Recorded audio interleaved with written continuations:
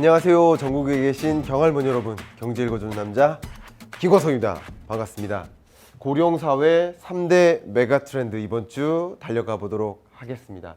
많은 분들이 질문을 하시는데 이 한국 경제, 세계 경제에서 가장 중요한 현안이 뭐냐? 많이들 우리는 고려하지 않고 있지만 사실 가장 중요한 경제 현안은 고령화다. 고령사회에서 초고령사회로 진입할 것을 목전에 두고 있는 우리나라로서는 이 고령화라는 현상은 굉장히 중요할 수 있다. 사실 많은 학계에 있는 전문가들이 어떤 것들을 단언하기 어려워합니다. 특히 이 빠져나올 구멍을 마련하면서 이야기하는 경우가 굉장히 많은데, 그럼에도 불구하고 단언할 수 있는 것 한 가지는 바로 고령화라는 거예요. 인구 감소와 고령화 현상은 단언컨대 정말 현실이 될 수밖에 없는 과제입니다. 그렇기 때문에 이것은 메가 트렌드이고, 고령화가 진전됨에 따라서 어떤 사회, 경제, 기술적인 변화가 있을까를 들여다보는 것은 너무나 중요하다라는 것을 말씀드립니다. 그래서 제가 얼마 전에 고령사회 거스를 수 없는 3대 트렌드 뭐가 있을까? 고령사회가 야기하는 3대 트렌드는 뭐가 있을까? 여러분께 말씀드리고자 하는데요. 특히 이 시작하는 문장을 여러분께 읽어드리고 싶습니다. 인무원료 필유근우. 논어에 나오는 공자님 말씀이신데요. 인무원료. 사람이 멀리 있는 것에 대한 근심이 없으면 필유근우. 반드시 가까운 데에 문제가 터진다. 사고가 난다. 그래서 멀리 내다보고 멀리 있는 일에 대해서 지금부터 근심하고 걱정하고 대응을 해야 된다라는 말씀을 드리고 싶습니다. 지금 코로나19의 충격 너무 심각하죠. 어제 오늘 일이 아니고 이 코로나19에 대한 대응도 중요하고 경제 충격도 심각하기 때문에 경제를 복원시키는 데도 중요하고 정말 비상사태이기 때문에 특히 이런 고령사회로의 고령사회가 초고령사회로 진입되는 이런 과정에 대한 걱정이 상대적으로 덜 해왔던 것 같아요. 저도 그렇게 생각을 합니다. 저 역시도 그랬고요. 그러나 이제 코로나19 충격으로부터 조금씩 회복되어 가고 있기 때문에 이제 고령사회에서 초고령사회로 진입하고 고령화가 빠르게 진전되는 이런 과정에서 중요한 메가 트렌드가 무엇이고 우리는 어떤 대응을 할 것인가라는 것을 심도 높게 고민해야 될 시점이 아닌가라는 관점에서 말씀을 드려봅니다. 인구구조 변화를 보겠습니다.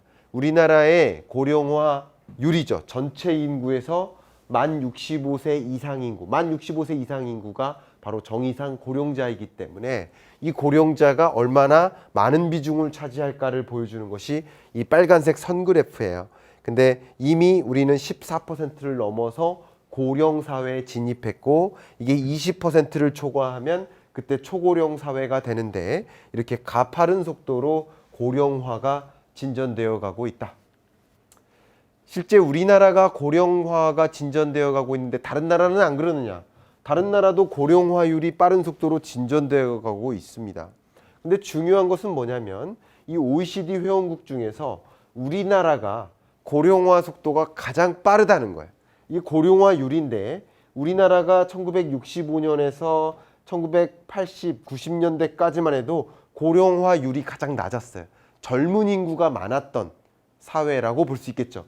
그런데 고령화 속도가 가장 빠르게 진전되면서 많은 나라들을 추월해 나가면서 2060년쯤 되면 우리나라가 OECD 회원국 중에서 고령화 정도가 가장 높다라고 볼 수 있는 거죠. 그렇게 전망을 OECD는 하고 있습니다. 이렇게 우리나라의 인구 구조 변화는 상당히 고령화가 진전되고 15세에서 65세까지의 생산 가능 인구가 좀 빠른 속도로 줄어드는 그런 인구 문제에 우리는 봉착해 있다는 것을 말씀드리고요.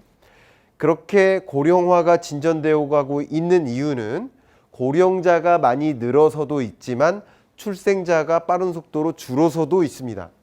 이미 코로나19와 상관없이 2019년부터 데드크로스가 발생했어요. 다시 말하면 출생아 수보다 사망자 수가 더 많은 것이고요. 특히 2020년 결혼자 수가 굉장히 크게 줄었기 때문에 출생자 수도 2022년, 3년 지속적으로 줄어들 가능성이 높다라고 판단을 많이 합니다. 어쩌면 경제적인 영향, 코로나19의 영향 이런 거 말고요. 그냥 사회 인식 자체가 굳이 애 많이 낳아서 뭐 하나, 이게 다 짐인데 일도 못하고 일가정 양립도 안 되고 굉장히 많은 경제적 부담도 들어가고 여러 가지 면에서 사회 인식 속에서 그냥 저출산이 그냥 일반화되어 가고 있는가 하는 아쉬움도 저는 개인적으로 있습니다. 근데 이쯤에서 우리가 주목해야 될 현안은 뭐냐면 바로 경제 문제예요. 인구 문제는 바로 경제 문제다. 우리나라의 잠재 성장률이 굉장히 빠른 속도로 줄어들고 있습니다. OECD는 2030년, 50년까지 그 어떤 국가들보다 잠재 성장률의 하락 속도가 가장 빠를 것으로 진단을 하고 있습니다. 우리나라는 잠재 성장률이 굉장히 높았는데 점점점 잠재 성장률이 둔화되고 있어요. 그 여러 가지 이유들이 있겠지만 지배적인 영향을 미치는 요소가 바로 15세에서 64세까지의 생산 가능 인구의 감소와 고령화입니다. 생산 가능 인구는 감소하는데 이들이 부양해야 될 부양 부담은 가중되기 때문에 경제가 활력 있게 돌아가기가 어렵고, 그렇기 때문에 잠재 성장률이 둔화된다. 이 잠재 성장률의 둔화는 추가적으로 우리 생산 가능 인구에게 주는 일자리도 줄어들 수밖에 없는 것이고, 그런 것들이 우리 경제의 어떤 회복을, 어떤 활력을 또 위축시키는 게 아닌가 하는 걱정들도 굉장히 많이 됩니다. 그렇기 때문에 우리는 당장 고령화 문제가 내일, 내년 이런 문제는 아닐지 모르겠지만 지금 당장 고민하고 중장기적으로 대응책을 고민해야 되는 것이 아닌가라는 것을 여러분께 강조해 드리고 싶은 마음입니다. 그래서 지금부터 세 가지 트렌드만 여러분께 제시해 드릴까 합니다. 첫 번째 트렌드는 바로 통합사회, Integrated Society. 이게 하나의 중요한 우리 국가 전략적인 대응책이 될 수밖에 없기 때문에 그런 사회에 대한 논의가 집중되는 시점이라는 것을 강조하고 싶어요. 이미 제4차 저출산 고령사회 기본계획이 발표됐습니다. 2020년 말이죠. 보통 이런 보도자료나 정책계획, 로드맵 같은 것들이 발표되면 각 부처가 발표를 해요. 혹은 중요한 것들은 보통 관계부처 합동으로 나오는데 이것은 대한민국 정부라는 이름으로 기본계획이 발표됐습니다. 굉장히 중요하고요. 이 기본계획은 2021년부터 2025년까지의 로드맵이고 기존의 3차까지 발표되었던 기본계획하고 방향이 완전히 바뀐다는 것을 주목을 해야 됩니다. 그동안에는 그냥 경제 주체의 일이 아니라 국가적인 차원에서만 논의했어요. 저출산 문제, 국가적인 차원에서 큰 문제 아닌가 이런 식으로만 논의하다가 이제 개인의 관점에서, 가계의 관점에서 더 집중적으로 논의하기 시작했습니다. 그래서 그 구체적인 저출산 고령사회 기본계획 4가지를 다 말씀드릴 수는 없지만 이 4가지 중에 특히 강조하고 있는 것이 이 4번째입니다. 지금 기사 속에서 많이 나오고 있죠. 뭐냐면 인구 구조 변화에 대한 대응. 지금까지는 이런 인구 구조 변화에 어떻게 대응을 할까, 저출산을 고출산으로 올려볼까 이런 고민만 하다가 고령자에게 어떻게 고령화 속도를 더디게 만들까 뭐 이런 것들을 좀 고민을 하다가 이제는 저출산 고령사회, 이 고령화, 인구 감소 이거는 막을 수 없는 일이니 어느 정도 이것을 가정하고 대응책을 고민해보자 라는 담론이 많이 담겨 있다는 것을 강조하고 싶어요. 근데 여기서 제가 얘기하고 싶은 것은 다양한 가족의 제도적 수용. 그래서 예를 들어서 결혼하지 않은 가정에서 태어난 아이에 대해서 이 출산 등록 뭐 이런 문제도 있고, 예를 들어서 편부모라든가 특히 해외로부터 유입된 다문화 가정으로부터 태어난 아이라든가 여기서 제시된 것들로만 말씀을 드려보면 연령통합적 사회준비, 전국민 사회안전망 강화, 지역 상생, 어떤 지역을 막론하고 고령친화 사회로 도약, 이런 여러 가지 안건들이 통합사회다. 연령별, 사회 계층별, 국적별, 뭐 결혼 유무별 여러 가지 관점에서 사회적으로 모두를 가족으로서 인정해주고 우리가 제도적으로 수용해줄 필요가 있다라는 것들을 집중적으로 논의하는 사회. 그래서 여러 계층 간의 이분법적인 혹은 어떤 갈등이 많이 있는 그런 사회가 계속 지속되어 왔다면 앞으로는 통합사회, 갈등 없는 사회. 그래서 우리가 외면했던 그런 가족들도 가족의 범주로서 제도적으로 수용해 나가는 과정. 물론 이런 것들도 또 다른 문제점을 야기할 수도 있습니다. 어떤 특정 제도가 도입되면 반드시 긍정적인 일만 있는 것은 아니거든요. 부정적인 요소도 분명히 있을 겁니다. 다만 이런 부정적인 요소를 어떻게 완충해 나갈 것인가에 대한 논의, 그런 사회적인 논의가 함께 맞물리는 것이 2021년부터 있는 굉장히 중요한 트렌드다라는 것을 강조해 설명드리고 싶습니다. 두 번째, 고령 사회가 막을 수 없는 일이니 반드시 등장하는 그 변화, 사회 트렌드, 경제적인 관점에서의 트렌드는 워킹 시니어입니다. 일하는 노인이란 뜻이죠. 실제 우리나라는 OECD 고용률을 보면요, 65세에서 69세까지의 인구의 고용률을 보시면 우리나라가 2위예요. 이스라엘 다음으로 높아요. 그리고 70세에서 74세까지의 고령자의 고용률을 비교하면 우리나라가 그냥 가장 높아요. 그러니까 우리나라는 정말 오래 일하는 나라인 것 같아요. 실제 보시는 것처럼 은퇴 연령도 우리나라가 72세로 가장 높아요. 생애 주된 직장에서 퇴직한 이후에도 자영업자 형태로 경비원이라든가 아니면 지금 일어나고 있는 여러 공공 근로복지사업 편성해서 다양한 일자리, 노령자 일자리를 많이 제공하고 있지 않습니까? 그런 것들을 통해서 지속적으로 나를 취업자로 만드는 데 관심을 갖고 있다. 그럼에도 불구하고 우리나라는 왜 이렇게 빈곤할까? 이런 고민들이 상당히 많이 있는 지금인데요.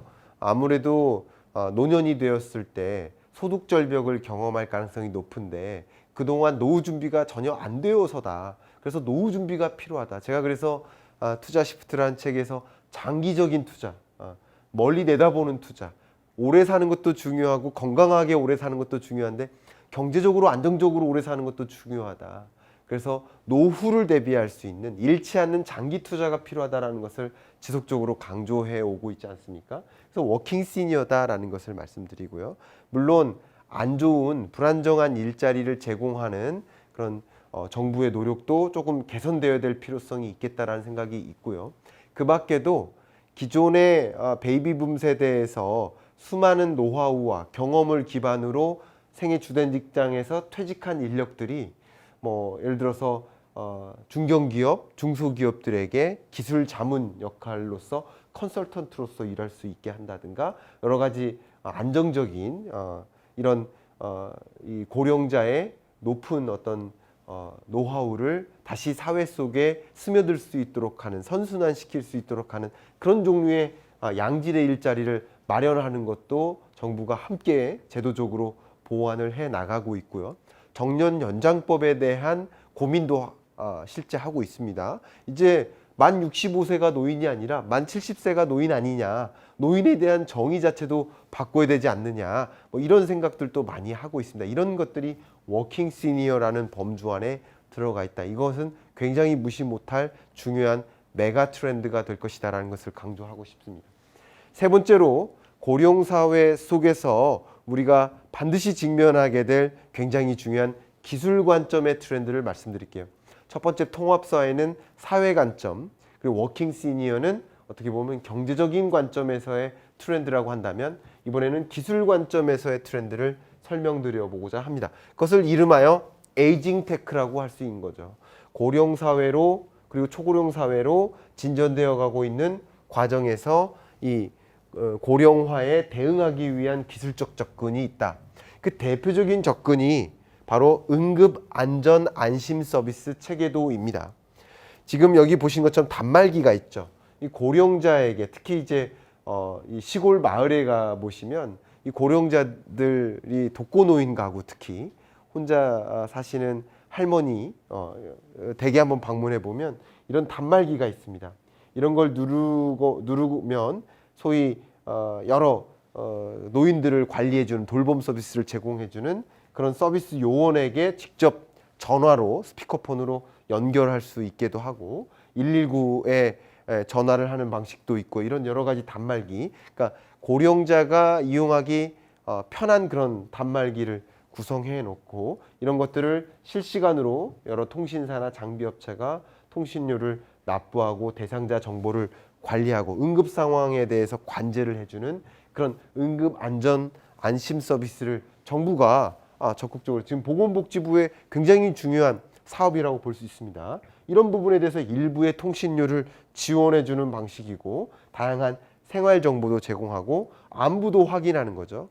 독거노인 여러분들께 굉장히 안 좋은 문제 중에 하나가 바로 외로움 아니겠습니까? 독거노인의 외로움 문제도 해소하기 위해서 이런 단말기를 이용해서 생활 자원사들이 실시간으로 연락을 한다든가 사실 이런 생활 자원사 혹은 이런 단말기가 웬만한 효자보다 낫다라고 표현도 하시더라고요.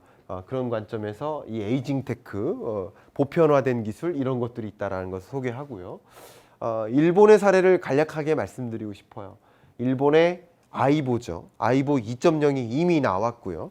아직은 좀 비쌉니다만 이렇게 인공지능 돌봄 로봇이에요. 강아지 인형 로봇이라고 볼 수 있겠죠. 이게 이 주인을 인식해서 쫓아와요. 그리고 주인과 눈을 맞추고 눈도 깜빡거리고 꼬리도 흔들고 굉장히 고도화된 기술이 지금 나왔습니다. 근데 이게 지금 최근에 어떤 기술과 맞물렸냐면 바로 세콤과 얼라이언스를 체결해서 보안 서비스, 돌봄 서비스를 제공합니다. 특히 고령자, 특히 몸이 불편한 장애인 고령자가 대개 혼자 계시다.